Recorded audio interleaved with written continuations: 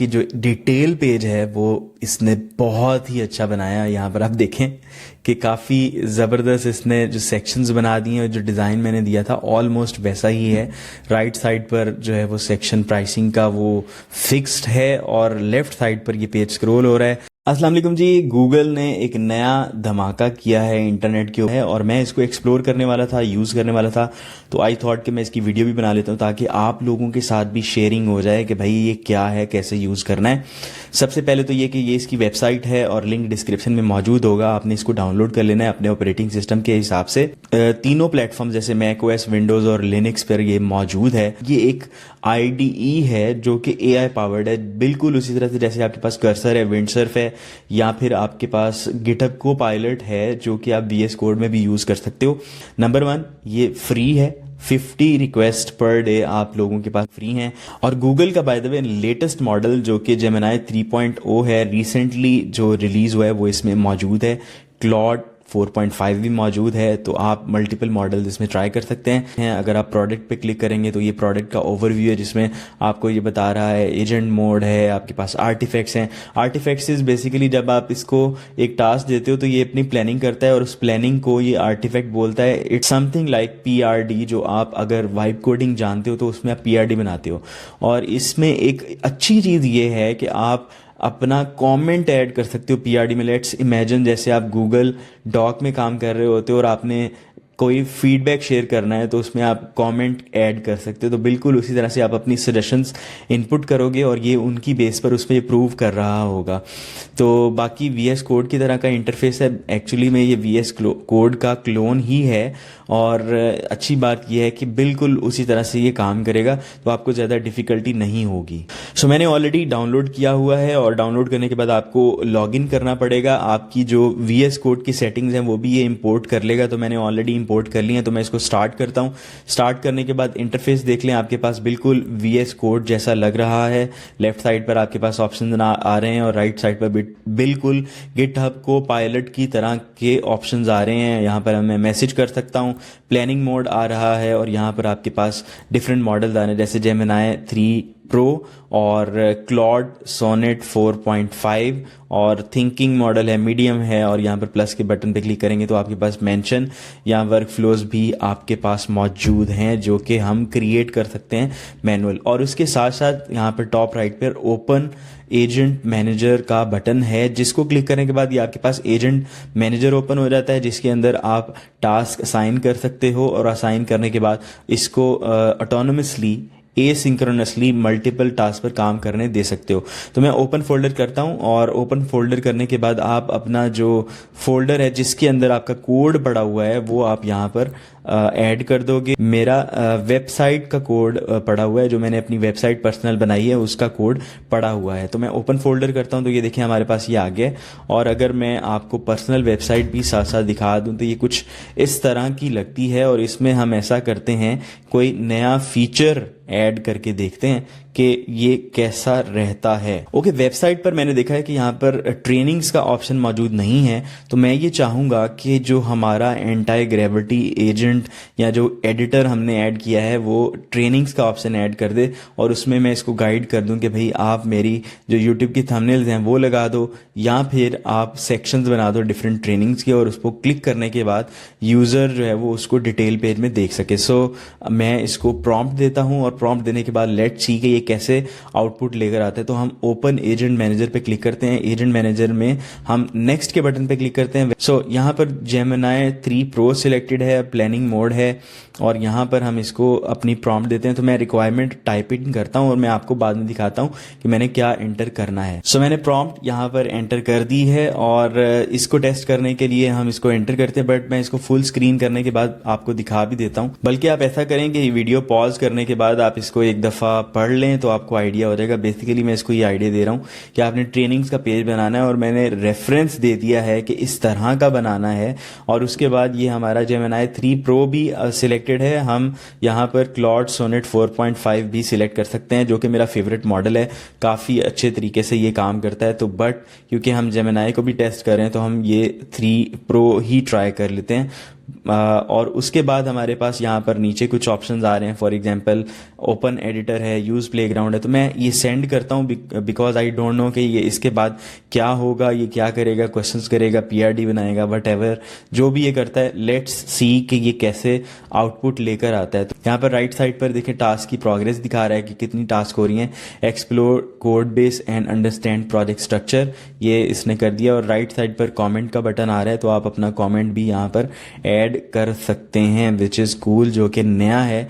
और यहाँ पर ये देखें कि हमारे पास ये चेंजेस करना शायद इसने स्टार्ट कर दी हैं। फॉलोइंग में क्या है, फॉलो अलोंग द एजेंट, अगर हम इसको फॉलो करना चाहते हैं तो कर सकते हैं। और अदरवाइज अगर हम लेफ्ट साइड पर देखें तो हम नई टास्क भी स्टार्ट कर सकते हैं। ये वाली टास्क हमारी इन प्रोग्रेस है और ये इसको कंप्लीट कर रहा है। लेट्स से आप किसी और चीज़ पे काम करना चाहते हो तो आप किसी और चीज़ पे काम इन पैरेलल स्टार्ट कर सकते हो। और अगर आप इनबॉक्स में आते हो, यहाँ पर आपके पास ये रनिंग में टास्क शो हो रही है। अगर आप स्टार्ट कन्वर्सेशन पे क्लिक करोगे तो नया कन्वर्सेशन स्टार्ट करेगा, विच इज़ सेम एज अगर हम यहाँ पर आकर प्लस के बटन पे क्लिक करें। लेट्स सी कि ये आउटपुट को कंप्लीट करता है कि नहीं। ये मेन चीज़ होगी कि भाई जो हमने टास्क दिया है वो कितने हद तक कंप्लीट करता है और कितने अच्छे तरीके से करता है। और यहाँ पर ये प्रोग्रेस अपडेट्स में देखें तो हमारे पास ये कह रहा है जी starting dev server and verifying training page. तो हम इसको सेटअप पे क्लिक करते हैं। Anti gravity would like to use the browser, तो मैं सेटअप पे क्लिक करता हूँ। और सेटअप पे क्लिक करने के बाद, क्योंकि ये फर्स्ट टाइम ब्राउज़र को रन करेगा, तो आई थिंक सेटअप पे क्लिक करना लाजमी था। इंस्टॉल एक्सटेंशन, तो एक्सटेंशन इंस्टॉल करवा रहा है, तो हम इसको इंस्टॉल कर लेते हैं। Add to Chrome, add extension, और ऐड एक्सटेंशन करने के बाद ये साइन इन करवा रहा है। तो आई थिंक यहाँ गूगल अकाउंट लॉगिन नहीं हुआ, तो मुझे लगता है कि मुझे ये मैनुअली ही लॉगिन करना पड़ेगा। तो हम इसको लॉगिन कर लेते हैं।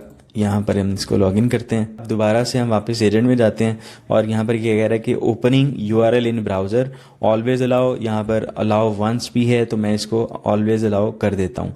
ऑलवेज अलाउ करने के बाद ये कह रहा है कि जी अभी डेव सर्वर ही स्टार्ट नहीं हुआ, तो ये मेरा ख्याल है खुद ही इसको मैनेज करेगा, स्टार्ट करेगा। So let's see how it goes. अगर हम व्यू पे क्लिक करते हैं तो जो इसने टेस्टिंग की है वो यहाँ पर दिखा भी रहा है कि अभी तक क्या टेस्ट हुआ है। तो मेरा ख्याल है हमें अपने सर्वर को यहाँ पर रन करना पड़ेगा, जो कोड है हमारा उसके अंदर हमें जाना पड़ेगा और इसको स्टार्ट करना पड़ेगा। तो टर्मिनल में ओपन करता हूँ और यहाँ पर मैं कमांड एंटर करता हूँ, यार्न रन डेव, और ये करने के बाद हमारा सर्वर स्टार्ट हो जाएगा और ये टेस्ट कर पाएगा, बिकॉज अदरवाइज आई थिंक ये नहीं कर पा रहा था। ओके जी, हमारे पास ये ब्राउजर ओपन हो गया और क्योंकि हमने ये सर्वर स्टार्ट किया है 3001 पे था, मगर वो 3000 पे टेस्ट कर रहा था, तो जो नहीं कर पा रहा था अब ये इसको ट्राई कर रहा है और हमें शायद ये रिपोर्ट भी देगा, एंड पे रिकॉर्डिंग भी देगा। तो ये देखें हमारे पास 404 पेज आ गया और लोकल होस्ट पे गए तो ये तो पेज हमारा वैसे ही बंद हो जाएगा।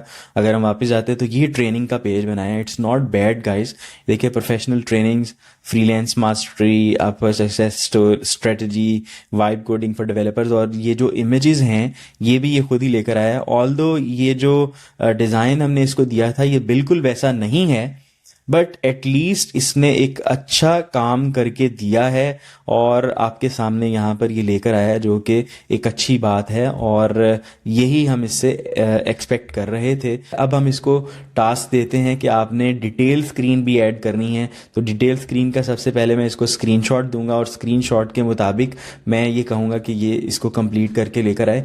ये हमारा डिटेल पेज का स्क्रीनशॉट है, ये मैंने ऐड कर दिया है और मैं इसको मैसेज कर देता हूँ, how can you please implement the training detail page according to design, reference is attached in the message. ठीक है, सो लेट्स सी कि इस दफ़ा ये क्या करता है, बिकॉज इस पर्टिकुलर डिज़ाइन में इसने गलती ये की है कि जो डिज़ाइन हमने इसको दिया था खैर उसको फॉलो नहीं किया, बट ये डिज़ाइन भी बुरा नहीं है, मतलब काफ़ी अच्छा डिज़ाइन इसने बनाया है। कि जो डिटेल पेज है वो इसने बहुत ही अच्छा बनाया है। यहाँ पर आप देखें कि काफ़ी ज़बरदस्त इसने जो सेक्शंस बना दिए हैं, जो डिज़ाइन मैंने दिया था ऑलमोस्ट वैसा ही है। राइट साइड पर जो है वो सेक्शन प्राइसिंग का वो फिक्स्ड है और लेफ्ट साइड पर ये पेज स्क्रॉल हो रहा है।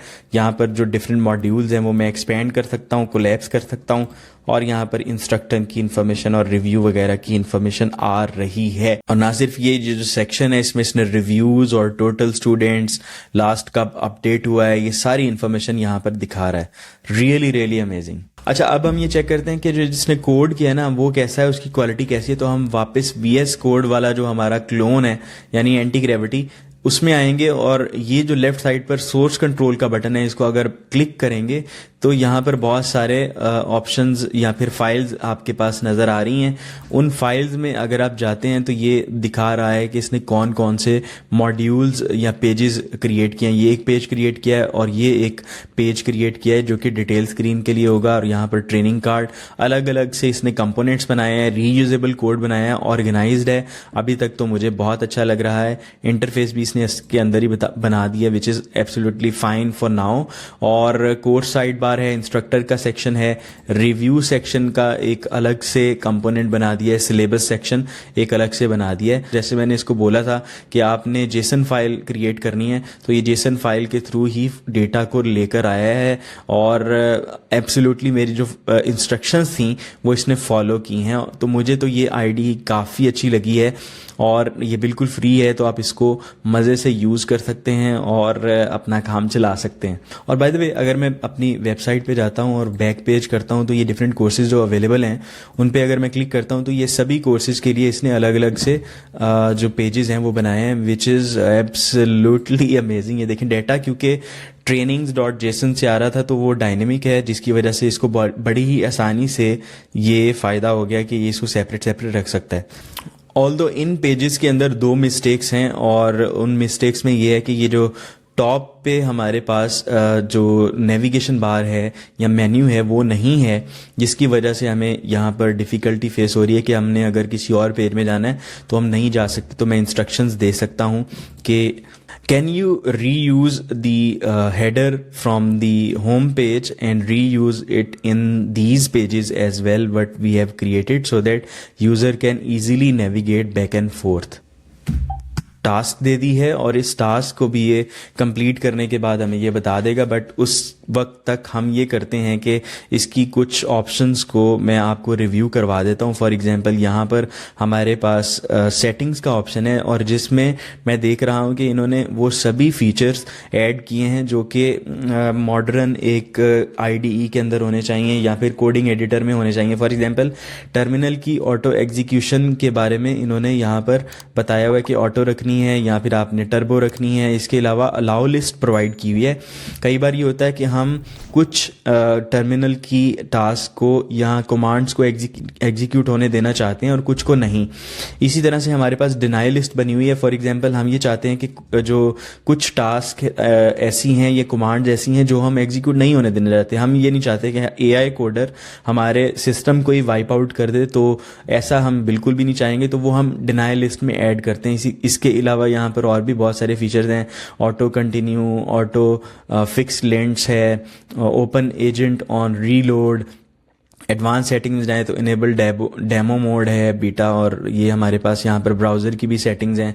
तो आप ब्राउज़र में डिफरेंट परमिशंस आप अलाउ कर सकते हैं और ये हमारे पास सारी ऑप्शंस मौजूद हैं। तो ये मुझे बहुत अच्छा लगा कि बड़ी आसानी से आप यहाँ पर सेटिंग्स पे क्लिक करने के बाद कर सकते हो। अगर हमने ये VS कोड में करनी हो तो यहाँ पर अभी तक हमें जेसन के अंदर जाकर ना चेंजेस करनी पड़ी, थोड़ा सा डिफिकल्ट है। हर दफ़ा मैं जाकर वीडियो ट्यूटोरियल देखता हूँ कि भाई इसको मैंने कैसे करना है, तो थोड़ा सा मुश्किल है। तो ये मैंने अभी इसमें ऐड कर दिया है। और by the way, let's try कि ये रिस्पॉन्सिव भी है या नहीं। तो मैं इसको रिस्पॉन्सिव टेस्ट करता हूँ इसका, और उसके लिए हम यहाँ पर जाते हैं और ये देखें जी, ये रिस्पॉन्सिव भी है। ये वाला पेज तो बहुत ही सिंपल है। अगर मैं डिटेल स्क्रीन में जाता हूँ तो वो भी रिस्पॉन्सिव है। ये देखें यहाँ पर ये भी रिस्पॉन्सिव है। और उसके साथ साथ यहाँ पर ये जो टॉप पे नेविगेशन हमने बोला था कि मिसिंग है, वो भी ऐड हो गई है। तो यूज़र के लिए बड़ी आसानी हो जाएगी कि वो नेविगेशन कर सकता है।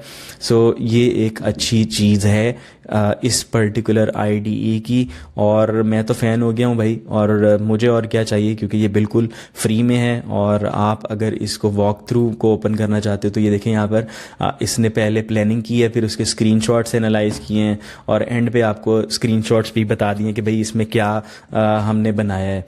सो ये देखें कि आपके पास बड़ी ही ज़बरदस्त IDE है। अगर मैंने इस कोड को कमिट करना हुआ तो मैं सेपरेट ब्रांच पे कर रहा हूँ। इस वक्त मैं मेन ब्रांच पे ही था। नॉर्मली हम सेपरेट ब्रांच बना लेते हैं जब भी हम ऐसे काम करते हैं, ताकि हमारा जो मेन कोड है ना वो डिस्टर्ब ना हो जाए।